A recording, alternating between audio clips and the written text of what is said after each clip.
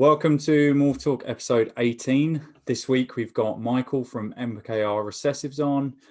Mike's a great guy. He's just coming into his first season, but he's got a wicked amount of recessives and projects that he's working on. He's really invested quite strongly in the bull python market, and he's got some amazing stuff coming up. So this is a really good chat. He's a great guy. So yeah, thanks for listening.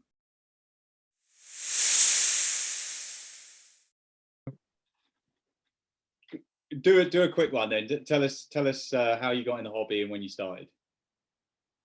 Okay, so mine's a bit of a slightly different story in that I was petrified of snakes, and I mean petrified to the levels of, and I can pinpoint it back to me and my mate when I think we was literally, I don't know, say 8 or whatever. I can't remember the exact age, but I remember we went to a zoo. And I can still remember now, obviously, basically, it was just a boa or something that yawned at us. But obviously, we're little, this opened his mouth, and me and him, like, dart back, about break. I can't even remember where it was, but it had, like, fish tanks just behind the boa enclosure. It was just a stupid place to be putting them. And we've, like, darted back, smashed into these. And then I was, like, petrified, absolutely petrified. Yeah. Then my ex's stepbrother, I was around his house at some point. He had a boa. Group of lads, everyone's had a few drinks. Next thing you know, everyone, oh, get the snake out, get the snake out. I'm stood there with a chair in my hand, holding the chair up, going, that thing does not come near me. Anyway, but then obviously I've then seen just how it's reacted. And then for the rest of the night, because I mean, it was in a bib in this living room. All right, yeah. But I sort I'd separated me for this, even though I was in the bib, like I was there. But then after I'd seen how it was sort of just interacting with everyone, that was it. The rest of the night, I weren't even listening to what anyone else was saying. I was just fascinated, like watching her. And then me being me, I think, well, if you're scared of something, it's mainly normally because you don't understand it. You know? 100%, yeah. So just research, started looking into it a lot more, and just fascination. Ended up me then getting a Sonoran dwarf boa. I was like, well, if you're scared, this is the way to make it right, isn't it? Yeah, but a boa is probably not the best first. Yeah.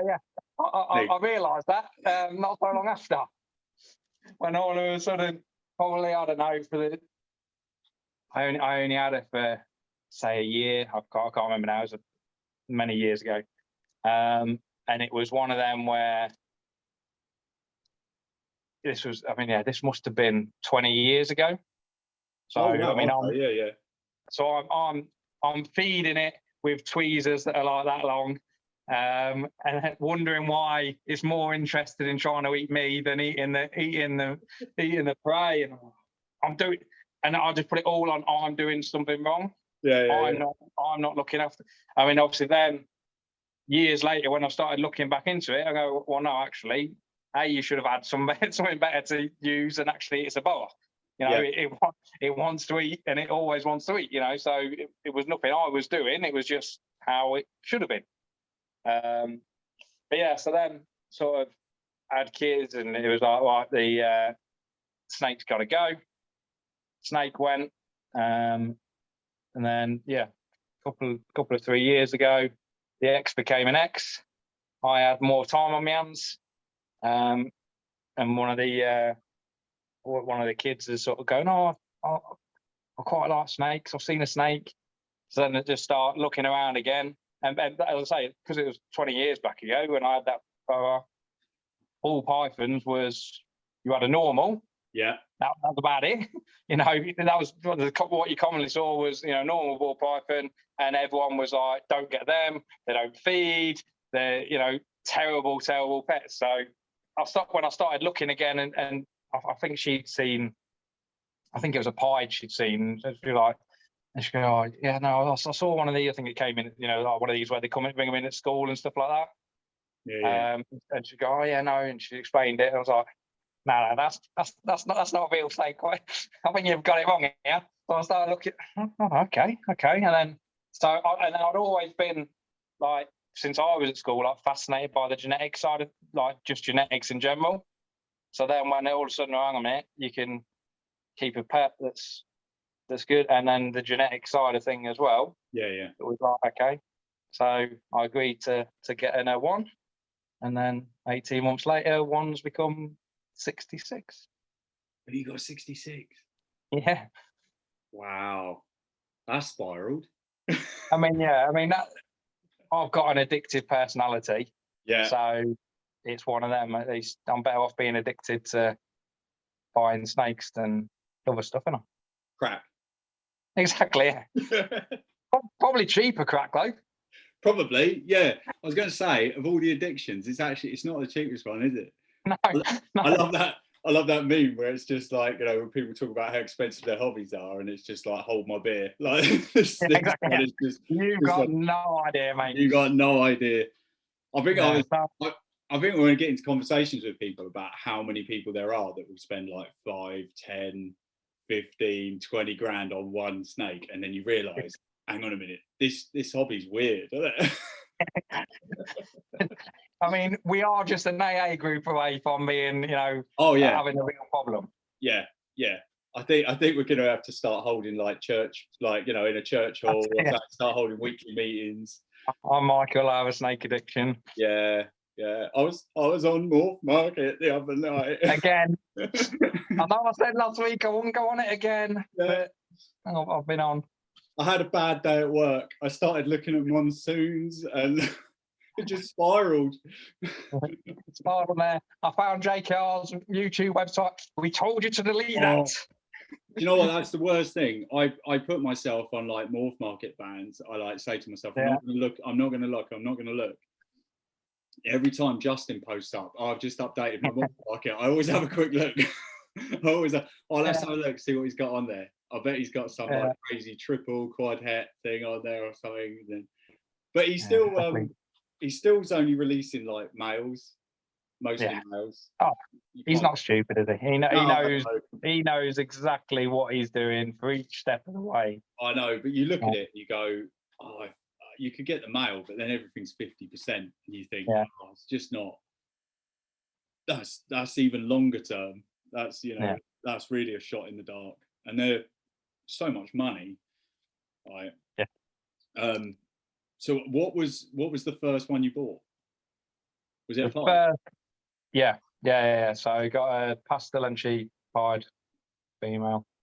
So I kind of because I'd started looking already at seeing all the different genetics that there was and all the rest of it nowadays, I had then got into the intention of, I think I said to myself, I'll probably have, 10 and breed them. And, and that's 10 over the next 10 years, not over the next 10 weeks or whatever it ended up being. But yeah, so I'd got, pretty much got females first and started roughly planning stuff out in terms of actually having a plan for everything.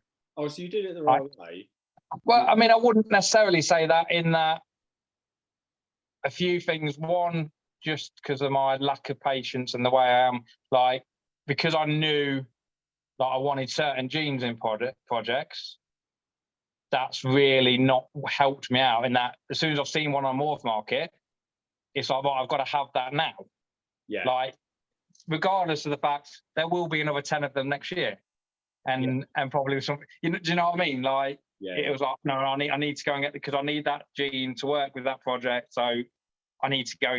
And then I've ended up then maybe like 6 months later, say, I don't know, I think one example. So I've got a butter pastel het clown female. Yeah. And then like a year later, I've got a lesser pastel clown visual female. Right. So it's just like, well, I didn't need to get that at the point I got it. It was just because I wanted those genes. So it's like, go and get it. Yeah. So I think Gav says lesser and butter are different. Do you think they're? I mean, you've got two side by side. Do they look different? Well, I mean, so one's a het and one's a visual. So yeah, but they do look, in terms of their, obviously with their patterning and everything, they look complete in the way. And to be fair, so the butter is lemon pastel. oh, okay, yeah. So obviously got a slight variance there. So they do definitely look different in coloration, different in, but as well, and the visual female is labelled as posh red stripe. I don't think she is. And I've shown a couple of people who sort of gone, well, yes, it's not exactly what you'd expect from just a lesser pastel, but equally, so it's either a really bad version of red stripe, or just, it's just how the combination's gone. To be fair, like it's kind of a difficult one with red stripe because it does vary quite a lot in quality and stuff. Yeah, some of them I see, like someone puts up and they've ID'd it as like a pastel red stripe or something like that, and I go, I have no idea how they've ID'd the red stripe in that, because to me, it doesn't. I'm sure it is, but it doesn't look like obvious. Do you know what I mean? Yeah. Like, so I think it's like any gene, isn't it? Like there's good examples, bad examples, but yeah. That's one of the reasons, because I've seen and heard that a lot. So that's, although like I really like what red stripe can do in some, and obviously if you start looking at obviously some of the top end stuff that's got red stripe in, you're like, wow. But I've kind of steered away from deliberately getting red stripe just for that. Like if a lot of people can't tell whether it's got it or not, 100%. I'll leave that for someone else's problem. 100%. I think it's like anything, but especially with red stripe, you've got to get like good quality ones, and then it's obvious. So what's obviously, because you're called MKR recessives, so you're working with a lot of recessives. Yeah, I mean, probably too many in reality. Yeah. And that's probably been a little bit of the issue in terms of what I said, that although I've done things the right way in terms of females first, and having a plan, it wasn't until I sort of had built up the bulk of what I've got now that then I actually started to look at, look at breeding plans and look at what I'd like to hold back. Obviously odds permitting and blah, blah, blah. And then when all of a sudden I went, whoa, I've got like 200 holdbacks here. That's when then you sort of had to go, right, on. So I sort of having to now start to think about, do I want to be working with every single recessive? That I've got. I mean, not every single recessive, obviously I've not got all of them, but all the ones that I've got, do I want to stay in all of them? So similarly, obviously, I just today traded and got passed on my MJ Exantic het pied male. And purely the reason for that is obviously I've got a ultra male het pied male. I've got a hypo pied male coming over from Germany.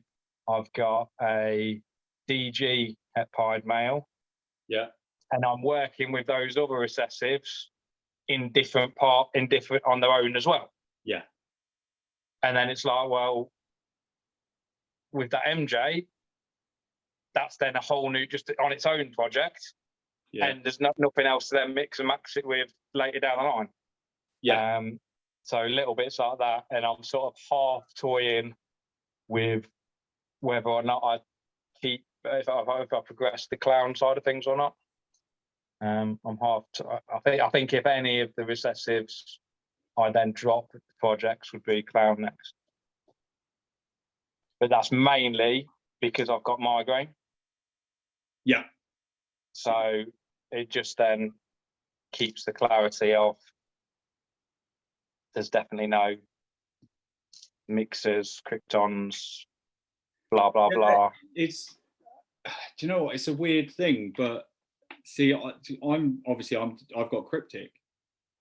But I've got kryptons, and I'm going to keep kryptons, and I'm just going to make kryptons. I don't want cryptics. And so it seems that a lot of people are going down that route. It's like, so I picked up a Cypress splatter het migraine male from Paul at Urban. And because he's got a migraine female, Yeah. And he's done exactly. He's held back all the mixers. Yeah. So like the ones that I wanted were the ones that he's going on. No, I don't want the non-mixer versions. Yeah. Where I'm going down the route of like trying keeping it pure, if you like, and just. But I don't know whether, in terms of, I don't want to make this sound like it's a money thing, but in terms of like a financial decision, is probably not the best, because I think I can see what happening is that like your cryptics, your migraine, if people are mainly after the mixers, you don't need many of those genes, because you've got your clowns already. Yeah. Clowns is already way more popular. You're not going to have many visual versions of the other that a lot of people are going to want. Yeah. I think the way I see it is, the reason why I got Krypton is because I like the way they look, but also because I was like, I see them as het clown. I don't really see them as Kryptons. Yeah. Does that make sense? Yeah. So I see them as just cool looking het clowns. Yeah. So to me, it's just like, if I just put a clown to it, I know I'm either going to make clowns or Kryptons, and the hets look really cool because they're Kryptons. Yeah. So and then you put that back into another clown as well. Exactly. And again, you're in that same thing. You have a visual. Yeah, to me, it's just a cool het clown. It's just, rather than having a het that's like looks like a het, like this looks, it's a Krypton, and to me it's het clown. So, and I know it's het clown. So I don't know. That's because I think I bought into it just before all the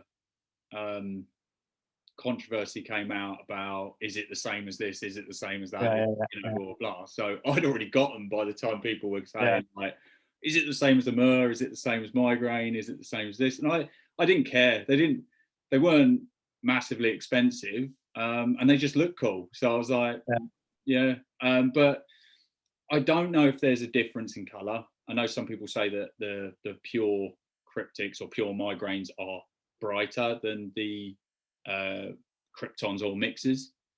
I don't know.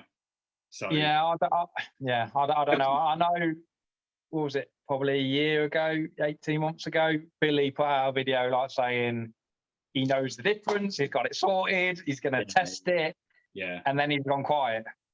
So was that as in he's then tested his theory and he's got a few answers that he wasn't expecting? I think it would be hard to tell the difference, to be honest. I think it would be hard. Yeah, I know Tony posted a while ago that he thinks he can see the difference now between migraine and mixer. Okay. But I've not been and seen him and actually seen what he's looking at and going, right, this is this. So I couldn't tell you whether, is that, in stuff that he's hatched, he's looking at two animals in front of him and he can say, I know that one's that one, I know that one, because I can tell the difference. Or is it that he's saying, if you show me a picture of a migraine, I can tell you if it's a mixer or a migraine? Yeah. I don't know what level he's at with that. Or the problem is it's like a numbers thing. You need to do it a lot. Like you need you need to prove that that's cryptic and that's Krypton, or that's a mixer and that's migraine 100 times, and get it right 100 times to really say I can tell the difference. Because it's the same with when people say, oh, this is a het clown marker, and you go, oh, okay, and then they go, oh, but they don't all have it. That's probably well, it's not het clown marker then, is it? Well, I'm like, well, okay. They say, oh, this is a good marker, but not all of them have it. So it's like, oh, okay, so it can. And not all of them that do have this marker prove out. Yeah, exactly. So you're kind of, to me, that's kind of like hedging your bets a bit. I'm sure Justin said that he thought there was a color difference between the cryptic and the Kryptons as well. Yeah, I have heard that, but to be honest, I don't know whether it was you I was speaking to before. I think I've even heard the other ways mentioned sometimes. Yeah, I remember that. I think we were talking about that, and I think that's what. Yeah, I think it was. I think I'd heard Billy and Justin say that pure cryptics, were brighter than Kryptons. Yeah. And then you said you'd heard it the other way around. Yeah. So to me, that's what I mean. I think it's just going to depend. Like you know, like if you, I don't know, let's say if you hatched out like an entire clutch of pastels, some would be brighter than others. Exactly, yeah. Yeah, So exactly. There's going to be visual difference in every single animal anyway. yeah, Yeah, and is that where you're looking at two animals and you're saying, well, I can tell that, you know, I know genetics, which one's which, and yeah, I can tell the difference. yeah, Therefore, well, yeah, there's a difference between them two animals. yeah. But 100%. as I say, I've not been and spoke to him. I've not seen like what he's looking at. So he may well have done it, and in a few years' time, we may well all have the answer. Yeah, like I said, I unless I do it by unless it's like a pairing that I have to do where I have to do Krypton to Krypton or something like that. I can't see me ever hatching out pure cryptics. So I don't think I'm ever going to be able to see them. I know Ed's got a lot of migraine, so maybe he might have a good idea of spotting difference. But yeah, I mean, it's certainly a weird prospect. Sort of when I chose to really, so I'd say migraine is probably one of my main focuses. Yeah. And when I chose to go down that route, it's weird getting your head around that actually. So initially, I planned out that I was going to breed him 2 het clowns mainly on the basis of migraine at the point when I got in, just before it started to get a bit more traction. Yeah. So obviously before like Gav got into it, before the name started getting out a bit. So I thought, right, it's a weird getting your head around the fact that if I put it to het clowns, then actually all the cool looking ones that everyone's going to want are the ones that I don't. Yeah. Yeah. Do you know what I mean? I want to hold back the not the best ones. This is weird to get your head around, but obviously then I thought as well, I'm not going to be left at that point when it was sort of a new project for. I'm not in the position to be holding back tens of animals. Yeah. Because it's not a popular project yet. Yeah, 100%. Yeah. Do you know what I mean? I mean, as I say, since then, and by the time these have got to breeding, obviously there's got a bit more traction behind it, and people have got their heads around it a little bit more in terms of what it is, what it's not. Yeah. I mean, the one thing I'd say Cryptic does have on it is the names. Yeah. Yeah. I think the name's a bit better. I mean, Migraine and Mixer, yeah. Yeah, Great Cryptic and animals. Krypton does sound, but Krypton definitely sounds better than Mixer. Yeah. Yeah, but I don't hate Migraine as a name. That's not a bad name. No, but I mean, I think it's like Gareth. They claim more like he will not have a migraine just because of the name. Yeah. And he's talked about it a few times. Yeah. 100%. But he's got a Mur, I think. Yeah. He's got a Mur now, but that was before he brought over his first Mur. He said like he just couldn't. Yeah. He wanted to support migraine with being British, but because he suffers from migraines, he just doesn't want to see the name on being on subs. Yeah. Hey, you know, I think there's some genes that have got. To be honest, I don't know. It's just like some genes I look at and I go, who picked that name? It's a bad name.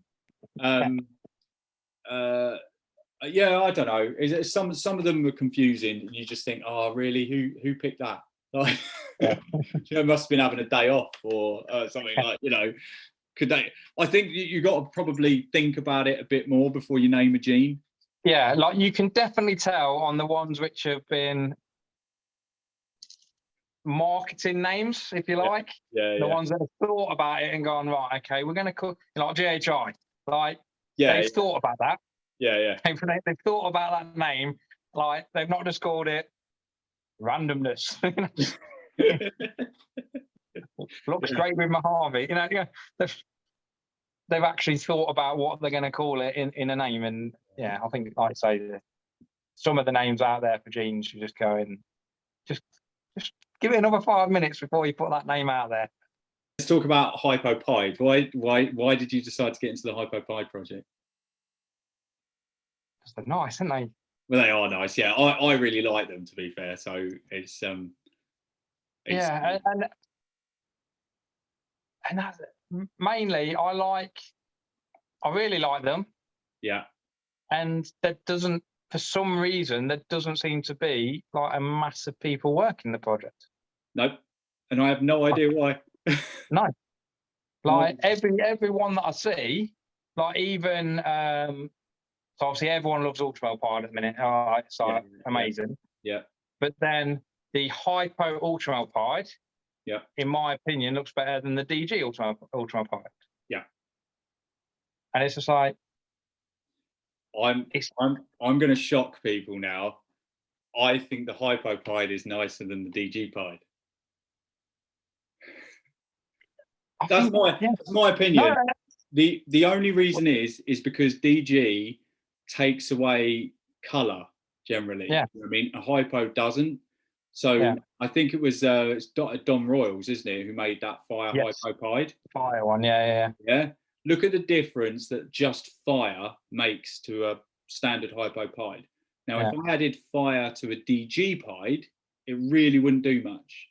No, but also I don't know whether it's just the ones I've seen, because as I say, I've not seen many Hypo Pieds about. I've only seen a few, but every Hypo Pied that I've seen, even if just like straight Hypo Pied, looks pattern wise, it's got a bit of a pattern mutation to it as well. Yeah. Whereas a DG Pied still looks like the same pattern Pied, but with the DG colour effect. Yeah. I mean, they're both great. Don't get me wrong, I love DG Pied. It's just that, let's say a DG Pied is going to set you back something like $7,500. Yeah. And I saw a Hypo Pied for sale last year for like 800 quid. That's they're going less than that now. It's that. So the one I bought, the one I'm bringing in from Germany is just a hatchling. Yeah. And I was around that figure, a little bit less. Yeah. And then after I'd sorted all that out, there's a proven breeder went up on Morph Market for like 650 quid. It was just like, it's crazy. It's madness. So yeah, and to be fair, I mean, Hypo in itself, I have Gareth to blame fully on that one. I wasn't taken by it. Yeah. I wasn't taken by Hypo at all. So Hypo became the sort of last one that got bumped onto the list. Yeah. I went round to Gareth's to collect an animal and went round, and obviously Gareth is just DG and Hypo king, and he's opening these drawers, and it's like, what? How as an adult, how is that still so? And he's just like, it's Hypo. That's what that is. Hypo. That's what it's. You know, yes, you've got DG and D. Yeah, look, you know, he's an adult DG, and that's amazing as well. But you're just looking at these adults, and you're just going, wow, how did it just not just stayed that good, but in many cases getting better? Yeah. And it's just like phenomenal. So then Hypo had to become part of the long-term projects as well. Yeah, do you know what? I talk about Hypo so much. I haven't got any. I mean, no, I'm gonna have to. Definitely gonna have to get some at some point. But what I was going to say, can you think of another double recessive that's that cheap? Because I was trying to think of that, and I can't think of any other double recessive that is. And to be fair, so I've got two other visual double recessives. One which obviously you know about, which was more luck than judgment. And the other one, which again I believe was too cheap for what it is. Right. Again, contains Hypo, so that's an Ultramel Hypo. Yeah. So, I mean, Hypo just seems, for whatever reason, I've noticed probably in the last 6 months, a lot more people are talking about it being underrated. And that's been going on for ages, to be honest. But when if everybody keeps saying then that Hypo then it's no longer It can't be underrated. If every single time people say, what's the most underrated recessive, everyone answers hypo, and it's like, well, that makes no sense then. It can't be underrated if everyone thinks it's underrated. But I've noticed that a lot more people seem to be talking about hypo, which then I've noticed more of market prices on hypo are starting to creep up a little bit more back to, and probably to where they should be. Don't get me wrong. I mean, I don't think hypo should be anywhere near the price difference to some of the others that it is. No. And like you say, if you can pick up, a hypo pied for less than $1,000, like, it's madness. Like I say, DG pied like probably $7,500. Yeah. All right. Yeah. I think that's probably about right. About 7.5 for a DG pied now. It's crazy. Yeah. I mean, they've taken another massive turn, and they obviously, again, since soon as Justin puts a new video out, then again they. Yeah. I mean, there's one on Morph Market not so long ago. I'm sure it was like 23 grand for a DG pied.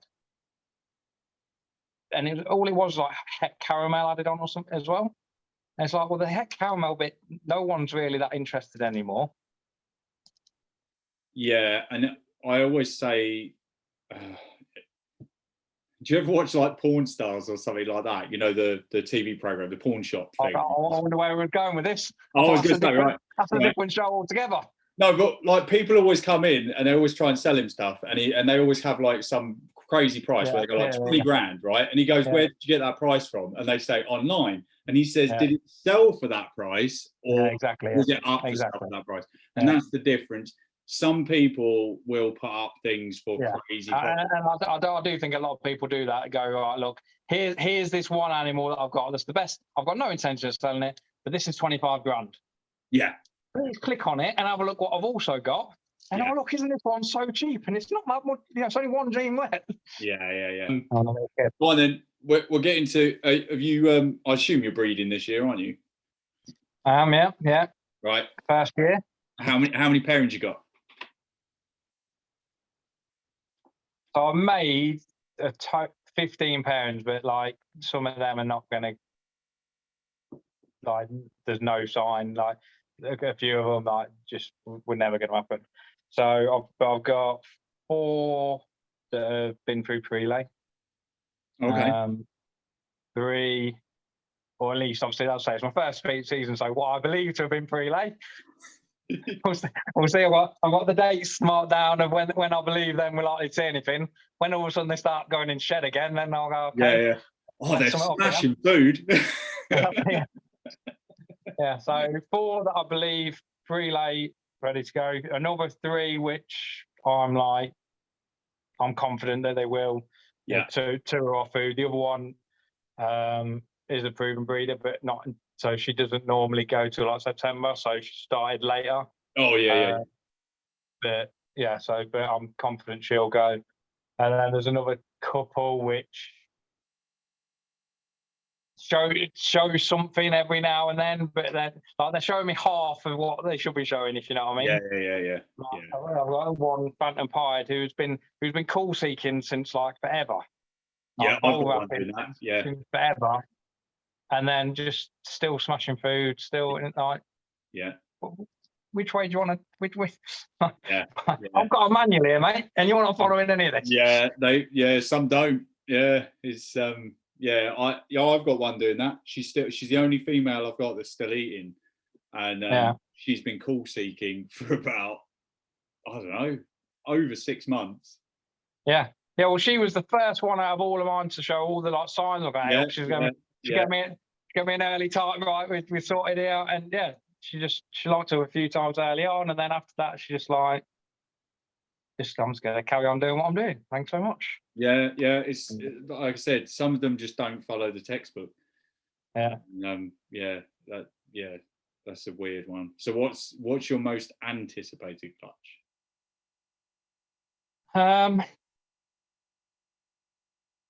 Next year's. Next year's always another way. It's always the next season. Are you going to use your double recessive that's not a double recessive? Yeah. I'm going to prove him out. That's always going to be. I would say so the 4 that have definitely gone, Hmm. the ones that are. So out of that, there's your Confusion girl. That obviously I'd very much like to see to see some eggs on. I believe obviously shows. I believe I even spotted an ovulation from there. Oh, did you? Very slight. Yeah. Honestly, And spotted a bit of tail suck, and hey, oh, mate, I might have something. And then the dates have all matched. So yeah. and I think so. Her lay date, I believe. Just giving you all a view of the old massive bold patch there again. End of May, which is about the same for you last year, wasn't it? End of May start. So when did she laid in July? I can't remember when. But it was July. She laid. Was it July? Laid, was it? I'm sure she laid in July.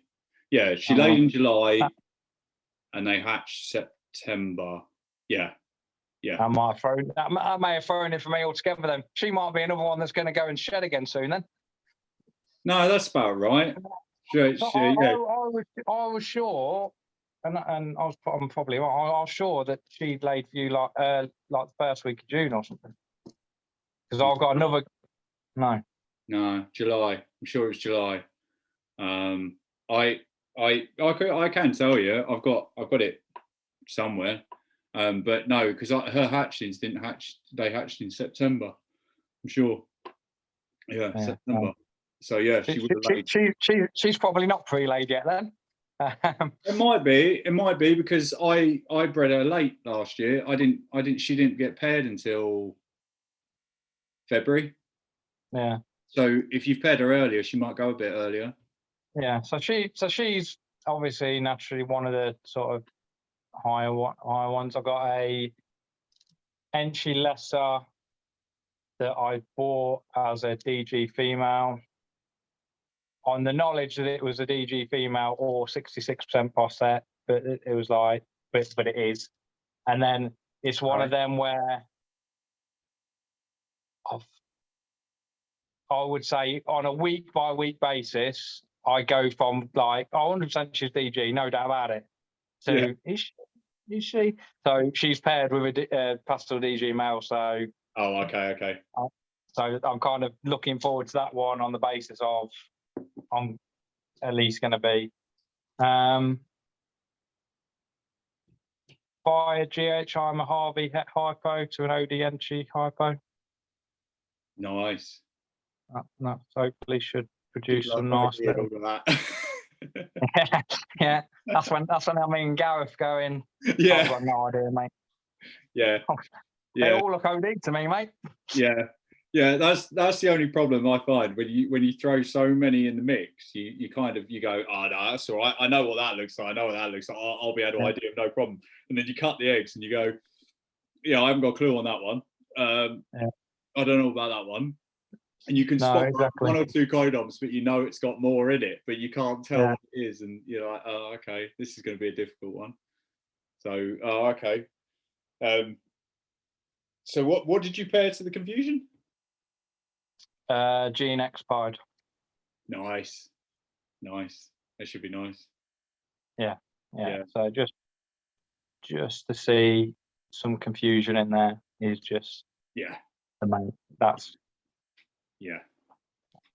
and I think it probably is. I think it, obviously when I got off you, obviously it was like actually I would just like to see just the confusion. Yeah. Right, if we can avoid the passer, especially if we can avoid the pin. Not that I think so. Like next season, she'll be paired. She'll go to a DG male of some description. Yeah.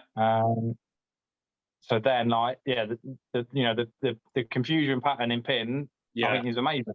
Oh, it is. So so in the DG line of stuff, I really want to keep that. Yeah. But in Pied, I just don't want the pin and the confusion. Just if I can avoid it. It's a difficult one. The one that I hatched that had pinstripe in. Yeah. I cannot take a true picture of him. but if I showed you him in person, you'd be blown away by the colour that he is. I've never ever seen one that yellow. Like it's like it's a really like vibrant yellowy orange colour, and all of him is like that. So it's unbelievable. So I'm the same as you. I was trying to miss the pinstripe, but to be honest, it's added. Confusion works really. Yeah. So I mean, 100% in that boy itself. Yeah. Having pinstripe is going to make him look better. Mm. Because I mean, confusions on their own are nice. Yeah. But a confusion pin, just the way it smashes the pattern up, I think they're stunning. Yeah. Yeah. But then it's more the next step, isn't it? When you're then putting that into a pied. Yeah. It's going to make it a bit harder for you. Well, yeah, because he's got 4 codoms in him. It's going to be. And I don't have a pied female that has the same codoms. Right, okay. So it's going to be 5 codoms minimum in the mix when I breed him. And if that's a visual pied, that's going to be a nightmare idea. Yeah. It's going to be difficult. At the best of times, let alone with confusion, which there's not that many examples out there. No. All I've seen so far is straight confusion pied, fire confusion pied, and I think that's it. That's all I've seen so far. I'm pretty sure Justin's going to do a video at some point. Oh, yeah, I'm sure he's got confusion clown pieds or something. Probably. Well, he made the Confusion Dream School, didn't he? Yeah. So I'm pretty sure he's got some, confusion yellow belly enchy mahogany pied or something. Do you know what I mean? He'll have some crazy like confusion pieds. He's just it'll be stranger now that he's proved they're not. Yeah, probably. Yeah, confusion. Yeah, not just. I don't know. Has the strange pied been made? Not sure. I don't know. To be fair, I don't know. To be fair. I bet it looks similar to mahogany pie. It's going to look exactly the same, but it's different. Yeah. It looks slightly different, but pretty much along that same line. But it'd be interesting. It will be interesting to see what he's done, because there's a couple of breeders in Europe that have done the visual confusion pieds, but they haven't added much. Do you know what I mean? Like no. And I think I forget his name. Someone's just hit a few recently, haven't they? In Europe. Yeah, Marcelo hit a few. And Design Reptiles was the first one to hit it, I think. Yeah, no, I think literally in the last couple of weeks someone's hit some more. Oh, okay. I'll have a look. Name. I'll send you the link to it. Yeah. I think his name's something like CJ Pieds or something like that. Oh, okay. Okay. And I think he just did like 3 confusion pieds. Yeah. Which obviously, it's fair play to him. They're varying a bit, but the good news is that they seem to be like mid-white, medium. Yeah. No, everyone that I've seen seems to be mid-white, which was one of the things that I was a bit like when I got her, and I was like, at the point I didn't know whether to go pied or clown route. And it was mainly on the fact that the pied, I thought, well, if that turns out to be a real high white pied, like you've gone down 2 or 3 years of like planning to be disappointed. That's where I didn't mind having the pinstripe in there, because obviously pinstripe adds. Yeah, it's going to bring it back. So that's why I wasn't that bothered about that. And then weirdly, I sold her because I didn't like pin clowns. And since I sold her, I've really all of a sudden really started liking pinstripe clowns. So I'm like, if I had her, I would have put a clown to her. It's one of those things. I've been kicking myself a little bit on her because I think I should have gone the DG route. Yeah, but you can always do that. I can always do. I'm just going to do it next year, but it's just like. It's what I kind of say to people. It's a marathon. It's not a sprint. So there's there's always going to be someone ahead of you in whatever project you're doing, unless you specialize and you get into something before people like realize it. Like if I had like 3 breeder size zebra females now or something like that, and I was popping out zebras left, right, and centre, I might be ahead in that. But I don't. And so whatever projects you're working, chances are someone else is going to say, "Oh yeah, I made one of them," or like, you know, like 3 years ago. Exactly. So yeah, and there's not. Again, confusion het DGs. There's not many of them around. No. I don't think the visual's been made yet. I haven't seen a confusion DG.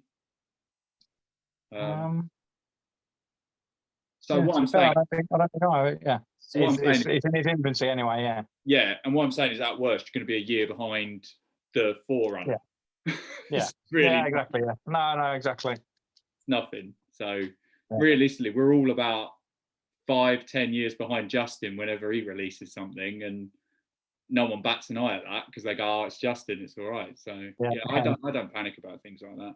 No, and then to be fair, so I think, and it's probably worked out through timing, because it would have just been my only visual DG male at the minute, it's pastel DG. But then I've got a Enchi spot nose DG. Okay. That up until 2 weeks ago was female. But is now a male. And so the plan is that he will then go to CF. So spot nose confusion, het DGs, do all right on it. Yeah. That's very nice. Yeah. Everything, Enchi confusions are nice, spot nose confusion. Yeah, exactly. They all work together. So you're not. I mean, the only probably the worst combo is the Enchi spot nose. It still works, but out of everything, it's sort of like the least favourable. Yeah, I always find they're a little bit. I don't know what's the best way to describe it. A little bit dirty. Does that make sense? Yeah. The Enchi sort of dirty. I don't know. Yeah, but it's not a bad combo. I like it. It's just when I've seen Enchi spot nose DGs, I've always thought they're just a little bit like, DG's really clean. Yeah. No, it 100%. He is one of them which, for his genetics, his genetics outweigh his looks. Yeah. If that makes sense. Yeah. It's like I've got a chocolate DG hypo male. Right. But it doesn't. Looks genetics wise. That's a nice, powerful animal that I can do a lot of things with. I've got a lot of plans for him. But actually, looks wise, he's really nice. He's a nice little. Whereas then I've got like an acid pastel yellow bellied boy that I got at the same time as him, and it's like, so yes, okay, it's got the acid in, but it's sort of when you're looking at potentially that other one's on his way to a double recessive, no recessives involved, but just done in looking at the acid confusion, the pattern changes. There you go. So you've got a male acid. Yep. And a female confusion. Correct. You could prove once and for all, are they the same? Because you could, in theory, if you paired them together, you could make an acid confusion. Theoretically, yeah. Theoretically, which would be crazy. If they are different, then in theory, you could make one. But how would you tell? Because they look so similar. That's true. But, well, yeah. I mean, I suppose on the stranger mahogany thing, I guess you can tell that way, I suppose. Yeah, I mean, that's the thing. Actually, if you look at a mahogany clown, you look at a stranger clown, they look very much the same. But in their single gene, you can sort of see differences. Yeah. So I don't know. Maybe there's a possibility. There is a possibility that they're different. So, I mean, that's, without there being a super, the only thing that I thought that you could do is breed them together. And in theory, if they are different, then you would kind of make a super looking thing, because if they're different, you could make an acid confusion, couldn't you? Yeah. So in theory, you could potentially add, obviously, because obviously originally everyone was saying like confusion leopard are very similar, weren't they? Yeah. Back in the day. Whereas a confusion leopard, you can say maybe a confusion acid would be similar kind of look into that. I don't know, but I mean it's not. Yeah, it's a possibility, I guess, isn't it? It's not something that's on the top of the plan list. No, I don't know. I just I don't know. I might get it at some point. Yeah. I mean, I will be so obviously because I've got migraine, and that's another one of the parents which is hopefully going. They've got a migraine to splatter posset migraine that's due in a few weeks. So that is nice, but that's then something. So if she proves to be het migraine, which I think she will, then I'll put the cryptic boy to her next year. Yeah. As an extra proving that. Proving cryptic and migraine. Yeah. I mean, it's a difficult one with that one because migraine's allelic with clown, so is cryptic. Yeah. So at worst, migraine and cryptic are going to be allelic. Yeah. So again, it's kind of like, well, what do you call it? Oh, don't no, exactly, and that's why I have no intention of mixing the lines long term. It's just purely a situation of going, well, if no one's done it and proved it yet, and I've got the availability to do it, I may as well just do it. Yeah. And then the fact that obviously then everything's het DG at worst as well. Yeah, I was going to say, because if you want to just keep everything migraine, then I've got cryptic already, so I can always just take your cryptic from you and then. Yeah. I mean, I'll let you know on that one, yeah. Yeah, I'll give you what you paid for it.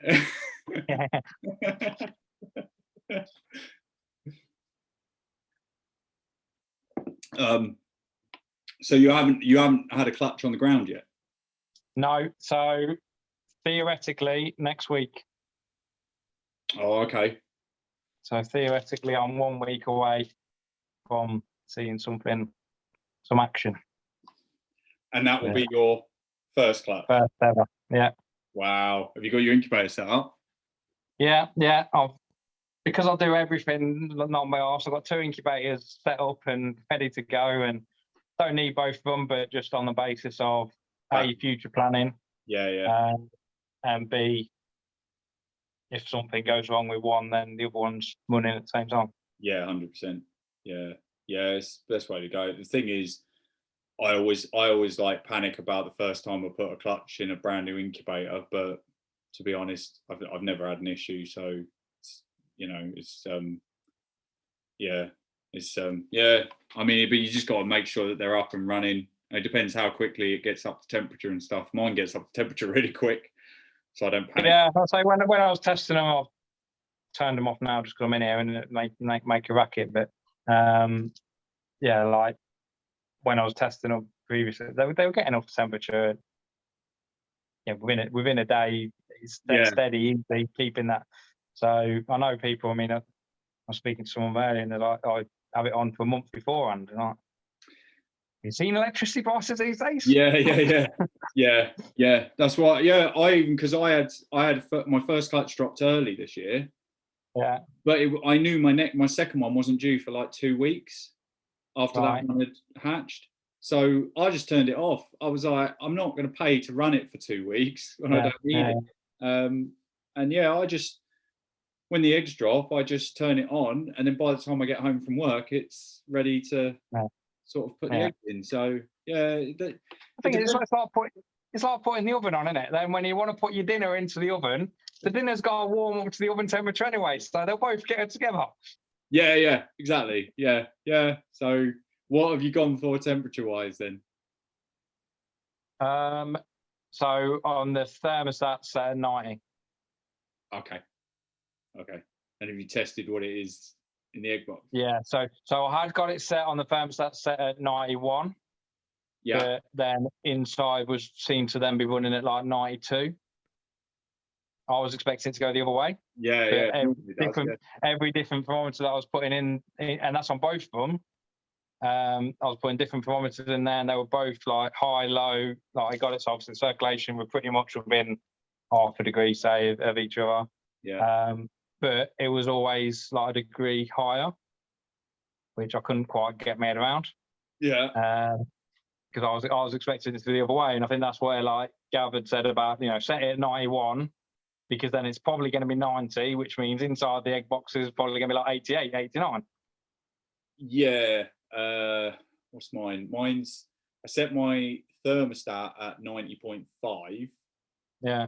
And inside my incubator is 89. Yeah. So, but if I set my thermostat, that's what I mean. You got to sort of play with it. If I set my thermostat at 89.5, which is what I did last year, it's 88.5. Okay. So by setting it a whole degree higher, I only gain half a degree. It's really weird. Mad, isn't it? It's really weird. That's what I mean. You've got to kind of play with them to get it like sort of right. But yeah, it was only just, like last year, like everything was like pipping so late. I decided to up it this year, but yeah, it's like I say, you just got to sort of fiddle with them. Yeah, I'd imagine over this week I'm going to be like just minute, just to do something, just to make it look like okay. What? Yeah, no, it should be. So have you handled the pre-lay stress? All right.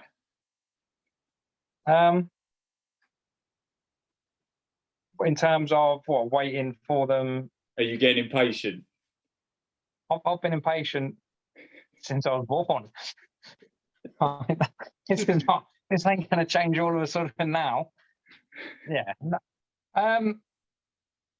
I think that the part I've been quite good at in myself is that I've not been opening the drawer every 2 minutes. Yeah. I've been trying to, you know, last thing I want to do is if I've got something wrong up to that point, fine.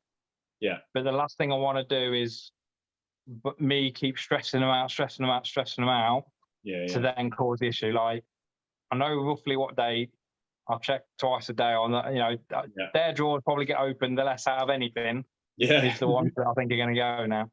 And it's just a case of, you know, once in the morning, once a night, just have a quick, and literally it is a quick, like, open. Yeah, no, we're fine. Yeah. Close it back up. Right. Yeah. So we'll see.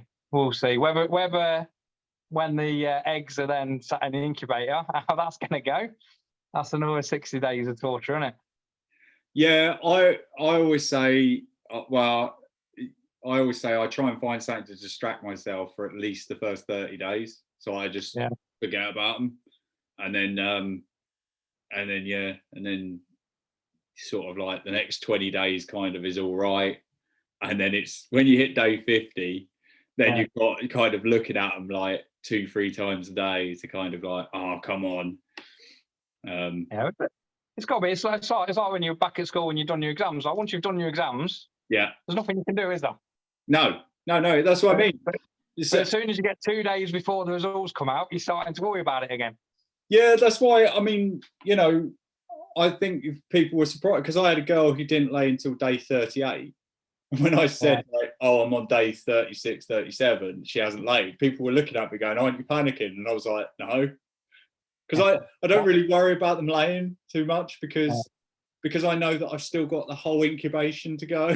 So I'm not that excited about a lay date. I'm more excited about a hatch date. So I just, I knew she was fine and I knew she'd lay. So I just wasn't panicked about it. I was just like, yeah, whatever, To be fair, I haven't had one lay early this year. Every single one has gone past day 30. Oh, are they? Yeah, so I have no idea. I think that's for me where I will this year, especially being the first year, I will then right. What have I messed up here? I mean, I know the shed dates. The shed was it a pre-lay shed? You know, I'm going to be in all that. Yeah. Until the eggs actually hatch. No, I mean, from when I saw what I thought was an ovulation, and then the dates roughly worked out. I went, right, okay, so that time should be in, and they've shed about the right time distance. Yeah. But yeah, it will be a case of no, hang on, you're supposed to have gone, love. Crack on. Yeah. Well, like, yeah, you'll know she'll start nesting, so you'll know that she's gonna lay. So, but yeah, it's like I told you, that confusion last year. I completely missed her ovulation. I thought she reabsorbed. I completely missed it. It was only just by off chance that I'd written down the last date that she'd shed. So I sort of knew when she'd last gone into shed. But yeah, I had no idea. And she laid on day 23, I think. I better check. So yeah, she laid early. So I think she's the earliest I've ever had. Yeah. So yeah, but that's what I mean. You can't. They're not textbook. You can't predict them. Exactly. Yeah. No. Exactly. Yeah. They don't know. They don't know when they're supposed to be doing it either, do they? No.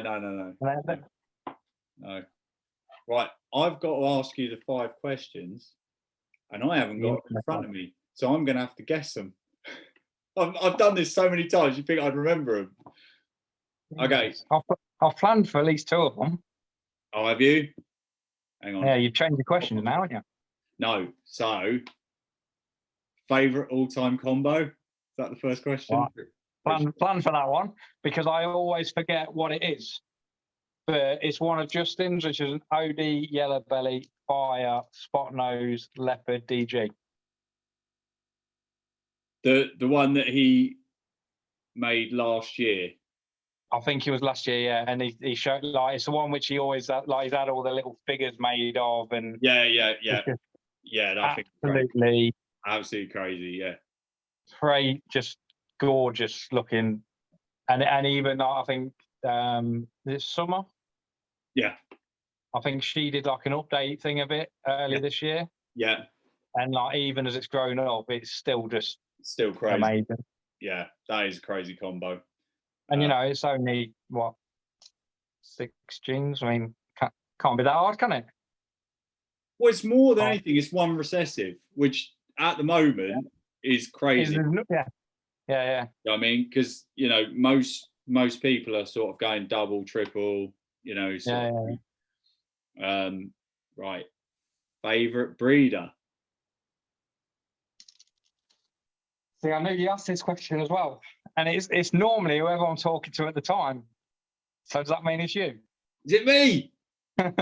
Oh, go on. But the thing is, like, it's difficult, isn't it? That because what do you judge that on? That's what I mean. Yeah, I get you, because when I did mine, I think I picked about 5. I would rank a good breeder based on different criteria. It can be their collection, it can be them, it can be loads and loads of different things. So exactly. So it's so different. That's why I just say, like, your favourite breeder, whoever's house you're currently studying, looking at, you know, you can go out and you're speaking to someone, you see someone's collection, you know, like say, Gareth stuff's like unbelievable.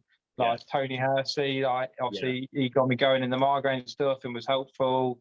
Gav's always been helpful to me. Yeah. But then you've got, I mean, even like Darren Hughes. Like I've never had anything from Darren Hughes. I've never.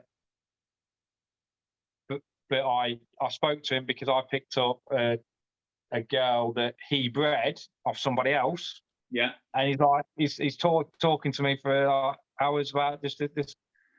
I've never even met the bloke. I've never, you know, nothing. Yeah. And you just like, there's so many reasons you could pick so many different people. Yeah. That I'm just about trying to do a politician way of not answering the question. Yeah, I was going to say, you've got to give me at least one. Other than me. Obviously, I'm in there. I'm in there. Oh yeah, obviously you. You're keeping me in there. because you've got to edit the video. Yeah, 100%. So I'm staying in, and it's me and. I think I'm just then going to go with your easy cop-out answer that in the UK, Gav, and Okay. abroad. I'm going to go Billy over Justin. Oh, really? Okay, cool. But that's more just in terms of Billy gives you personality as well, doesn't he? Yeah, yeah. He's passionate, really passionate about it. Yeah, 100%. You know, I mean, I've noticed you've not done any 6-hour podcasts yet. No.